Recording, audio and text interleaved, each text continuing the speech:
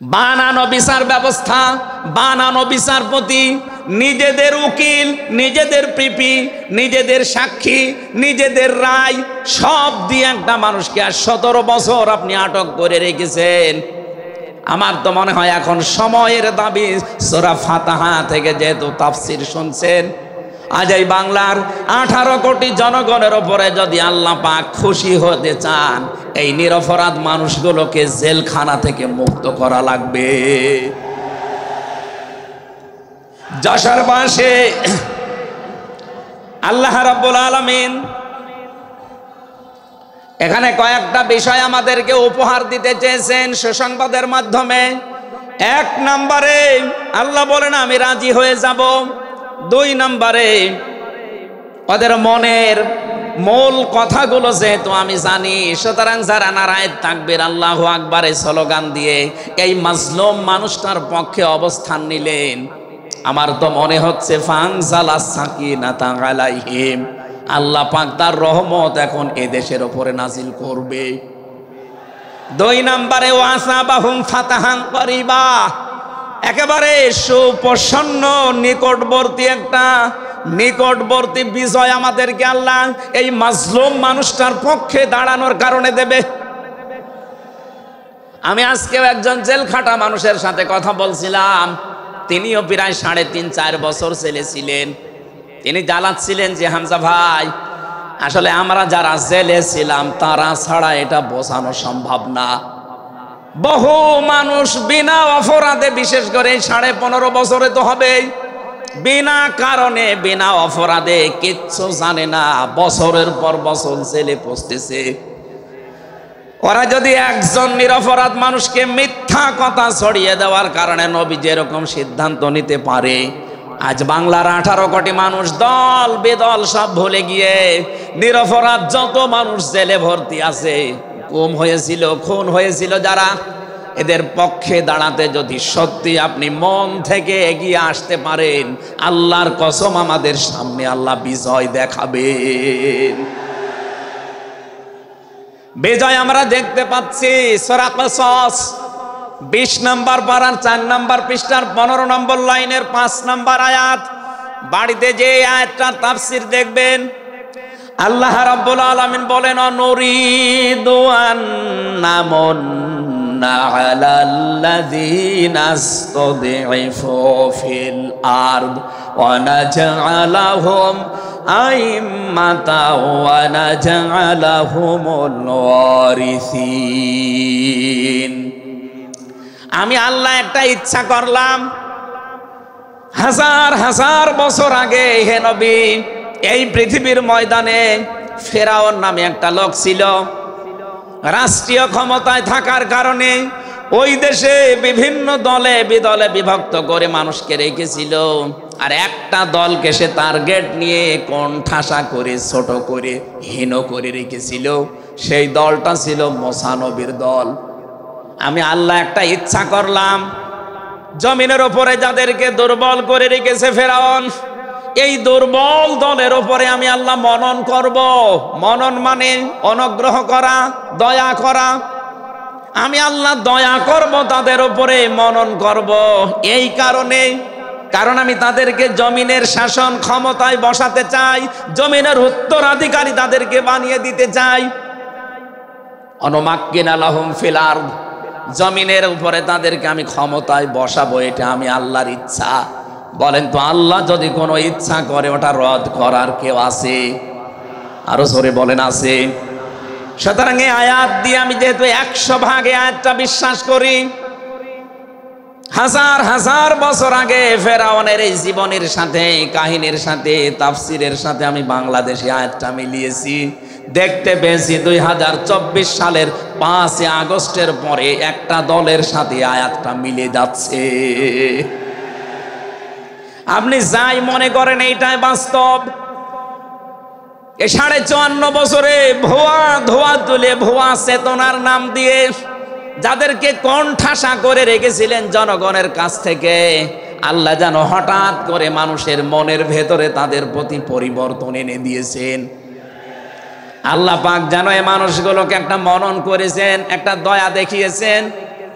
ওয়ানাজালাহুম আইম্মাতান, জমিনের ইমাম তাদেরকে যেন আল্লাহ দিনের পর দিন বানিয়ে দিচ্ছে।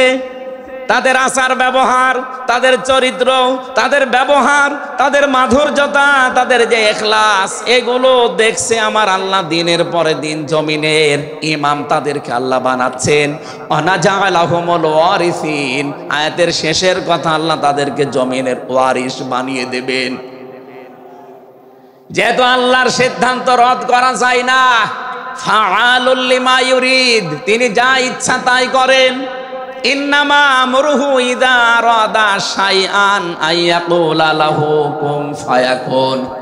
আল্লাহ পাক বলেন, আমি যদি কোনো ইচ্ছা করি শুধু বলি কোন, সঙ্গে সঙ্গে ফায়াকুন হয়ে যায়। কোরআনের উপর আমার 100% বিশ্বাস নিয়ে কথা বলছি আমি। এই আয়াতগুলো মাস্ট বি আমার আল্লাহ বাংলাদেশে দেখাবে। বলেন আমিন, আরো জোরে বলেন আমিন। 6 নাম্বার আয়াত হচ্ছে অনুমাক্কিনা লাহুম ফিল আরদ, আমি আল্লাহ তাদেরকে জমিনের চেয়ারে ক্ষমতায় বসিয়ে দেব। কেন জানো? অনুরিয়া ফিরআউনা ওয়া হামানা ওয়া জুনুদাহুমা মিনহুম মা কানু ইয়াহযারুন, আমি আল্লাহ দেখাতে চাই ফেরাউনকে, হামানকে আর তার সৈন্যবাহিনীকে, তারা তাদেরকে সবচাইতে বেশি ভয় করত জমিনে যাদেরকে, সেই মুসা নবীর দলকে আমি আল্লাহ জমিনের শাসন ক্ষমতায় বসিয়ে তাদেরকে দেখাবো। এই 54 বছর জালেম এবং মুনাফিকরা সবচাইতে বেশি ভয় বাংলাদেশে যাদেরকে করেছে, তাদের প্রতি মানুষের মন মানসিকতা আল্লাহ ঝুঁকিয়ে দিয়েছেন। এই জন্য কোরআনের আয়াতের উপরে বিশ্বাস করে বলছি, এই বাংলাদেশে যারা নিরপরাধ মানুষ আছে তাদেরকে যদি 5 তারিখের পরে বিভিন্ন আন্দোলনের কারণে, মানবিকতার কারণে ছেড়ে দেওয়া হয়, বিশেষ করে ম্যাডাম খালেদা জিয়াকে আপনি ছেড়ে দিয়েছেন। এরপরে আমরা দেখতে পেলাম আব্দুল সালাম পিন্টু ভাইকে ছেড়ে দিয়েছেন। এরপরে গিয়াসউদ্দিন মামুন ভাইকে ছেড়ে দিয়েছেন। মিয়ানুরউদ্দিন অপু ভাইকে ছেড়ে দিয়েছেন। আমরা চাই জনাব এটিএম আজহারুল ইসলামকেও মুক্তি দেওয়া হোক। এ দাবির পক্ষে আছেন কারা দেখি? লিল্লাহি তাকবীর।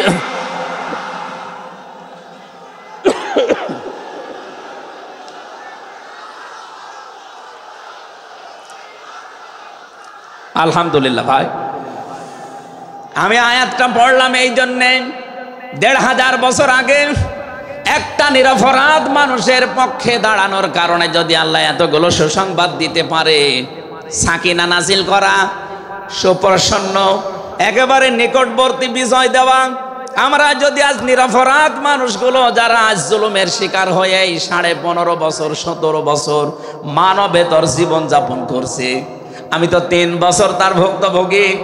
3টা বছর আমাদেরকে ফাঁসির কন্ডেম সেলের ভেতরে 24 ঘন্টা লকআপ দিয়ে রাখতেন। কি করেছিলাম আমরা? আজকে এই যে মাহফিলের 6 জন আলেমের ভেতরে আমরা 3 জনই এক জায়গায় ছিলাম জেলখানায়, আর বাকি 3 জনের ভেতরে একজন তো বাইরের দেশে, আর 2 জন আব্দুল হাই সাইফুল্লাহ, শাইখ আহমদুল্লাহ, 2 জন মুসলিম। তাদেরকেও কোরআনের কথায় দেশে 15.5 বছর আপনারা বলতে দেননি। এজন্য আমি আয়াত থেকে যেটা শিক্ষা দিতে চাই, কাটছাট কথা বলছি, বাংলাদেশে যদি আল্লাহর সাকিনা প্রশান্তি মনে এবং বাইরে আপনি দেখতে চান, সুপ্রসন্ন বিজয় যদি দেখতে চান, অবশ্যই আপনাকে নিরপরাধ যারা এখনো পর্যন্ত বিভিন্ন জায়গায় মাজলুম হয়ে আছে তাদের পক্ষ নেওয়া লাগবে। এই কথা বলেন। আল্লাহ আজকে আমাদের জীবনে 100% মেনে চলার তৌফিক দেন, বলেন আমিন। এই সূরা ফাতিহা থেকে আমরা পড়েছি 29 নম্বর আয়াত। আমাদের আলোচনার বিষয় মুহাম্মদুর রাসূলুল্লাহর উম্মত কারা। রব্বুল আলামিন বলেন মুহাম্মদুর রাসূলুল্লাহ, মুহাম্মদ সাল্লাল্লাহু আলাইহি সাল্লাম আল্লাহর রাসূল।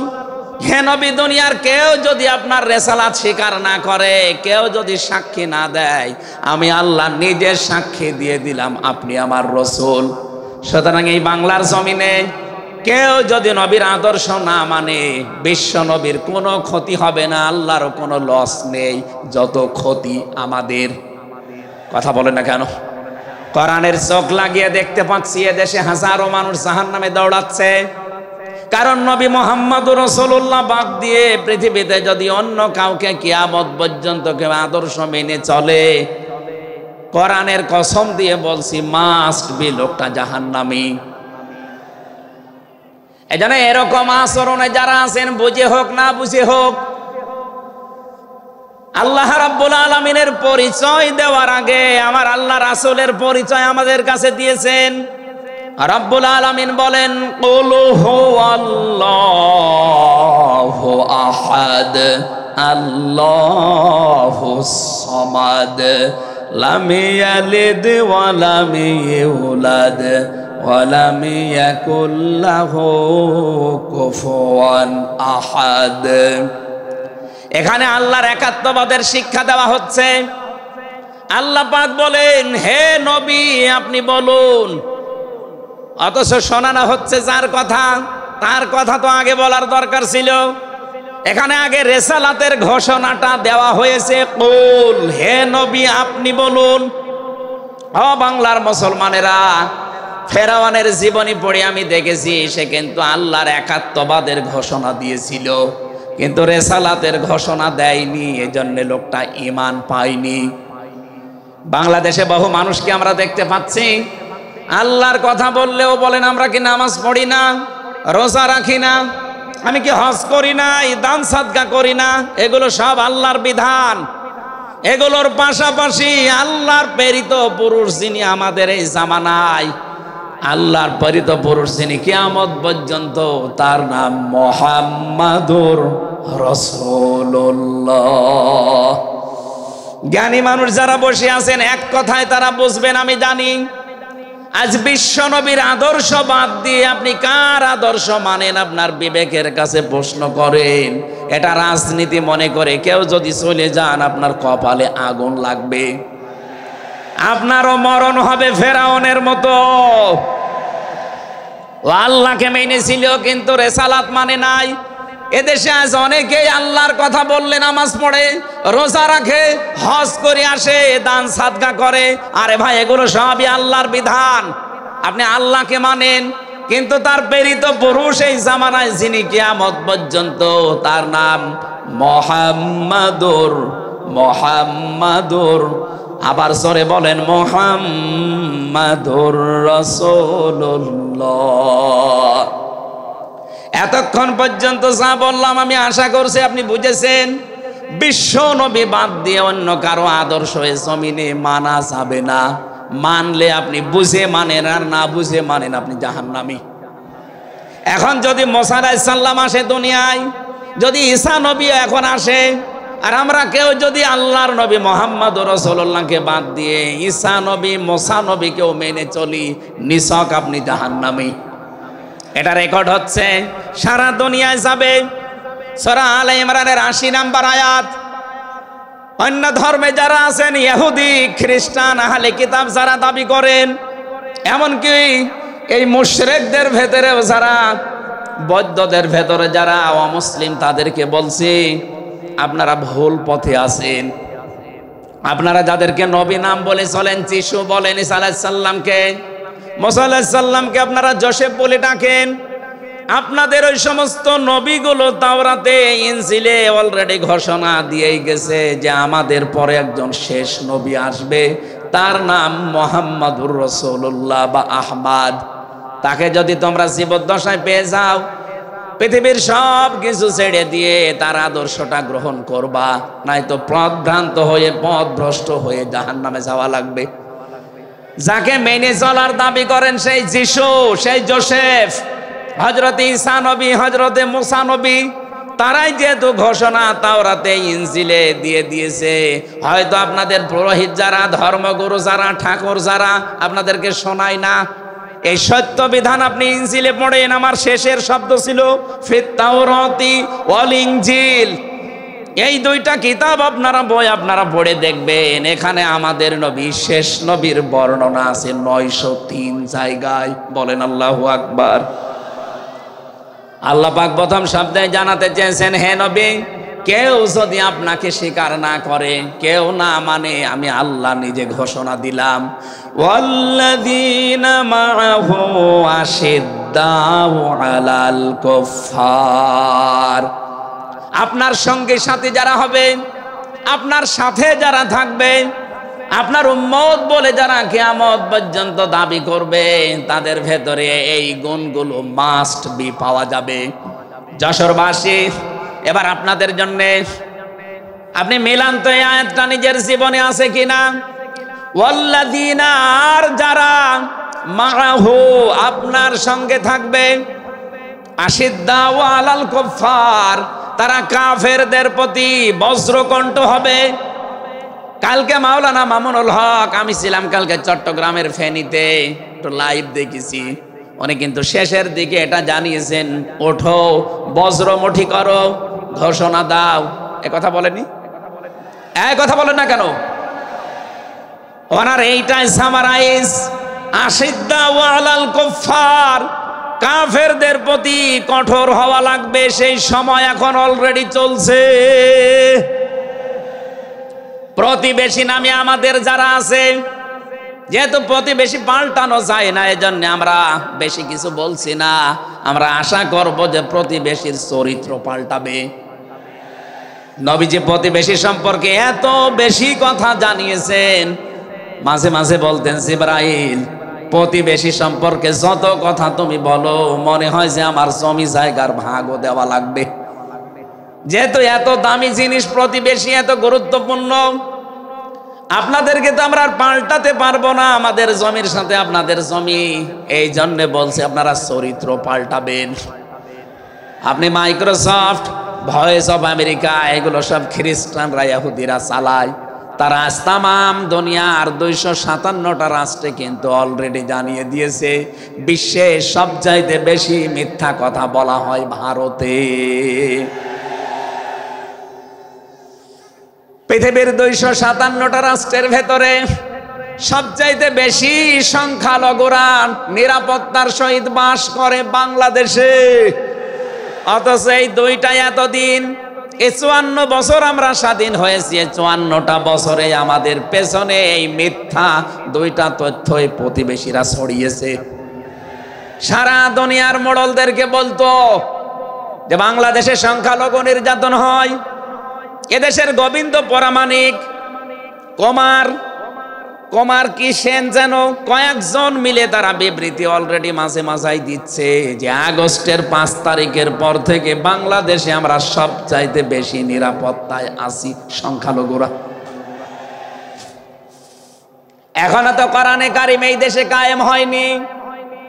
আমি কোরআনের এই অনুষ্ঠান থেকে আপনাদেরকে গ্যারান্টি দিতে পারি, আল্লাহর কসম, কোরআনে কারিম যদি এদেশের রাষ্ট্রীয় ক্ষমতায় চলে আসে, বাংলাদেশের সবচাইতে বেশি নিরাপদে থাকবে সংখ্যালঘুরা।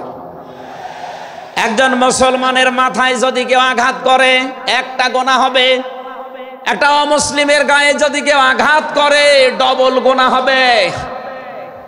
বাংলার মুসলমানেরা অনেকে মনে করেন যে এটা মনে হয় নতুন হাদিস। না, আপনি একজন মুসলমানকে আপনি মারলেন, আপনার নিজের ভাই, সে আল মুসলিম আখুল মুসলিম, কিন্তু অমুসলিম আপনার ভাই। এ কথা কোরআনেও নেই, হাদিসেও নেই। কে কথা বলেন না কেন? 3টা বিষয় যদি কারো ভেতরে পান, সে যেই হোক। 1 নম্বরে কেউ যদি আমার কেবলাকে কেবলা মনে করে, ফাহুয়া আখি, সে আমার ভাই। 2 নম্বরে আমার জবাই করা জিনিস যদি সে খেতে চায়, ফাহুয়া আখি, সে আমার ভাই। 3 নম্বরে সে যদি আমার মতো নামাজ পড়ে, সে আমার ভাই।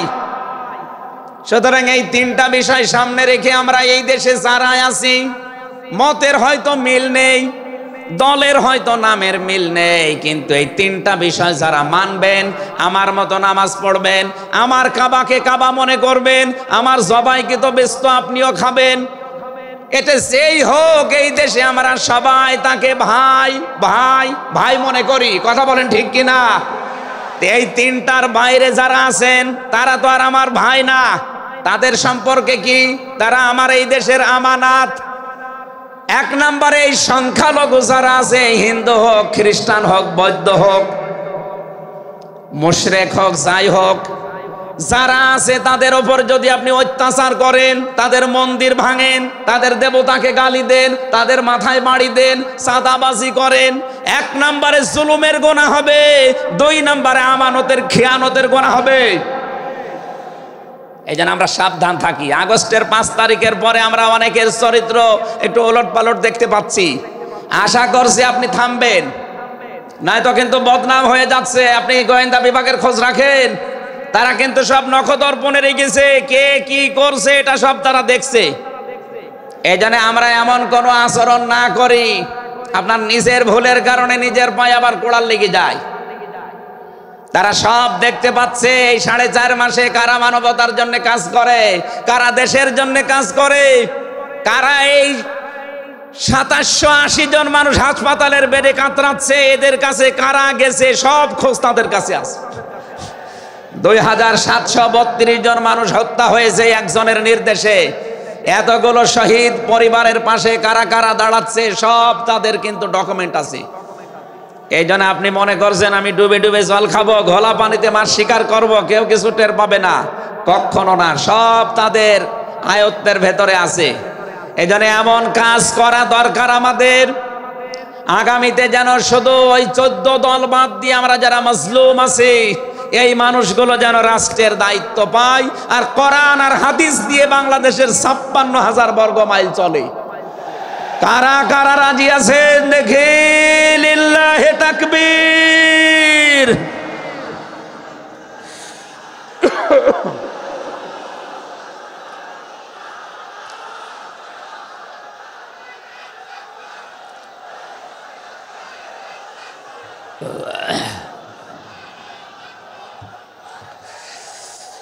আমার ভাইরা,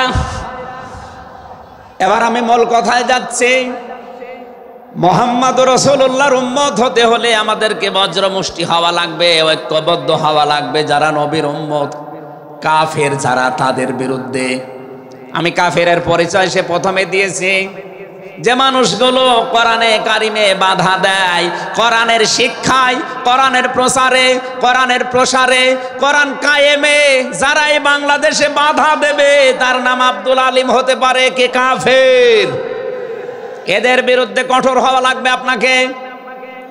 আমি আবার বোঝার জন্য বলছি, নাম হয়তো আপনার আল্লাহর নাম আপনি নিয়েছেন আব্দুল আলিম, আব্দুল খালেক, কিন্তু আপনার কাজ যদি কোরআন প্রচারে বাধা দেওয়া হয়, ডাইরেক্ট ইনডাইরেক্ট, অবশ্যই আপনি বুঝতে পেরেছেন আমি কি বলছি। আপনি কিন্তু আর সাধারণ মানুষ নেই, আপনি মুনাফিকও নেই, আপনি মুসলমানও নেই, আপনি কাফের হয়ে গেছেন। আল্লাহ আমাদের হেফাজত করুন, বলেন আমিন। কাফেরদের যত অনুষ্ঠান আছে সেখানেও কড়াকড়ি করা লাগবে আপনাকে। কে বলেছে ধর্ম যার যার উৎসব সবার? এটা কুফরি কথা। ধর্ম যার যার, উৎসব তার তার। এই কথা বলেন। মান তাশাব্বাহা বিকওমিন ফাহুয়া মিনহুম। যার সাথে যার সাদৃশ্য মিলবে, সে আচার ব্যবহারে, ধর্মীয় রীতিনীতিতে কিয়ামতের দিন তার সাথে থাকা লাগবে। কোনদিন আজ পর্যন্ত আপনি পিটিয়েও কোন হিন্দু ভাইকে গরু জবাই করেন যখন কোরবানি দেওয়ার জন্য, তাকে পাবেন। তারা জানে যে এটা আমাদের ধর্মীয় অনুষ্ঠান না, এই জন্য তারা আসে না, ঠিক করে তারা আসে না। আপনি কোন কারণে সেখানে যাবেন?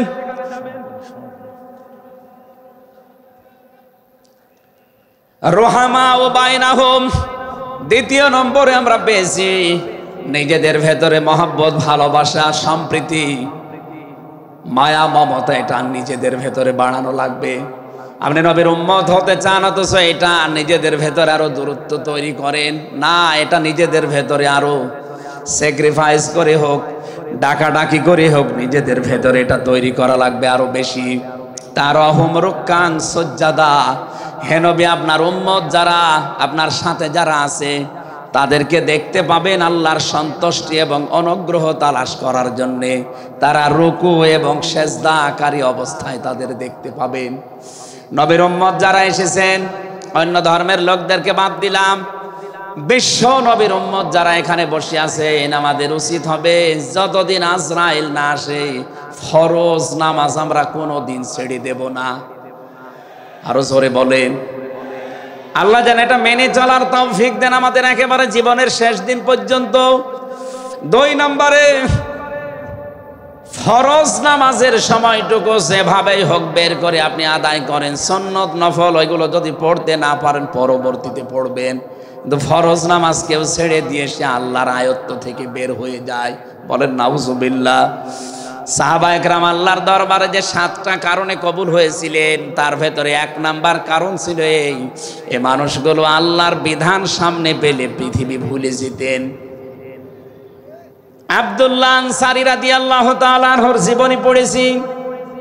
এই লোকটা আল্লাহর বিধান সেজদাকে সামনে রাখতে গিয়ে নিজের স্ত্রীকে এক কাপড়ে গর্তের ভেতরে বসিয়ে রেখেছিল, নিজের ছেলেকে শিকল দিয়ে বেঁধে রেখেছিল, তারপরও আল্লাহর বিধান সেজদা সে ভুলে যায় নাই।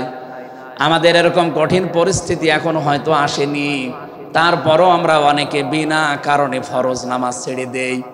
আমি নামাজের কথা মুসলমানদের কাছে সচরাচর বলতে চাই না, কারণ একজন মুসলমান আর একজন কাফেরের ভেতরে পার্থক্য নামাজ। নামাজ যদি কেউ না পড়ে সে মুসলমান থাকে কি করে? সুতরাং আজান হওয়ার পরে মুসলমান যাবে মসজিদে নামাজ আদায় করতে, মানুষ টের পাবে যে লোকটা মুসলমান। রিজালুল্লাহ তুলহিহিম তিজারাতু ওয়ালা বাইউন আন যিকিরিল্লাহ ইলা আখিরি আয়া। মুসলমান ব্যবসায়ী যারা, তাদের পরিচয় আল্লাহ দিয়েছেন। আল্লাহ রাব্বুল আলামিন বলেন,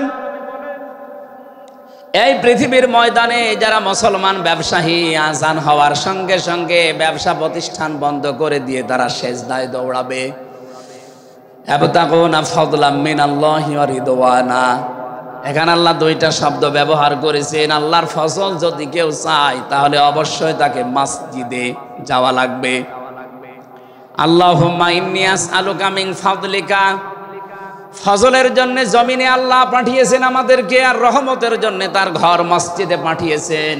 এজন্য আল্লাহর রহমতের জন্য 5 বার আল্লাহর ঘরে আমাদেরকে যাওয়ার নির্দেশ দিয়েছেন আল্লাহ। আর যদি ফজল অনুগ্রহ পেতে চাই, রিজিক, এগুলোর জন্য জমিন, এই জমিন আল্লাহ আমাদেরকে হালাল রুজি উপার্জন করার যে ব্যবস্থা, এরকম ময়দান যেন তৈরি করে দেন। বলেন আমিন। সিমাহুম ফি ফুজুহিহিম মিন আসারিস সুজুদ। আল্লাহ বলেন এদের এই চিহ্নগুলো, সেজদার চিহ্নগুলো এদের চেহারার বিভিন্ন জায়গায় ফুটে উঠবে। কিয়ামতের ময়দানে এই চিহ্ন দেখে দেখে নবী সুপারিশ করে করে জান্নাতে নিয়ে যাবে। হয় কপালে, নাই নাকে, নাই হাতে, যে সমস্ত জায়গায় সেজদা দেওয়ার জন্য আপনি জমিনে লাগিয়েছিলেন, এই জায়গাগুলো কিয়ামতে চমক দিতে থাকবে। আল্লাহ আমাদের প্রত্যেককেই এই 5টি গুণ অর্জন করার মাধ্যমে বিশ্ব নবীর খাঁটি উম্মত হওয়ার তৌফিক দিন। আমিন, আল্লাহুম্মা আমিন।